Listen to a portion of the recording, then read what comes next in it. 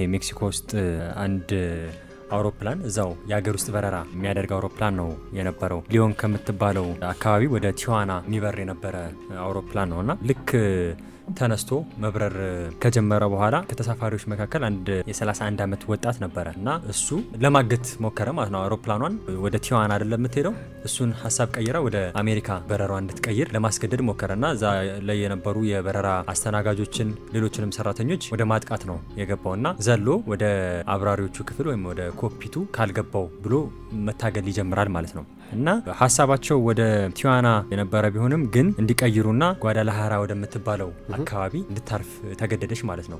በእርግጥ ወደ ኮክፒቱ መግባት አልቻለም ሰውየውና እነሱ ግን ቀድመው እዛ ጓዳላሃራ አካባቢ ከነበሩ ፖሊሶች ጋር ተነጋግረው ስለነበረ በተጠንቀቅ እንዲጠብቁ ተደረገ። አውሮፕላኑ እንዳረፈ ወዲያው እሱን በቁጥጥር ስር አዋሉት ማለት ነው። አውሮፕላን ውስጥ እሱ ከሚስቱና ከሁለት ልጆቹ ጋር ነው የነበረው። ያንን ለማድረግ ምን አነሳሳው፣ ለምን ፈለገ የሚለው ምንም የተረጋገጠ ነገር አልተገኘም። ግን በጥርጣሬ ደረጃ የሜክሲኮ ፖሊስ እንዳለው በጣም የሱ የቅርብ የሚባል አንድ ቤተሰብ ታግቶ ነበረ እና አውሮፕላኑ ከመነሳቱ በፊት መልእክት ደርሶታል፣ እሱ ተልኮለታልና መልእክቱ ምንድነው የሚለው ወደ ቲዋና ከሄድክ እንገላሃለን። ይሄ ልክ አውሮፕላኑ ወደ መሄድበት ቦታ ማለት ነው።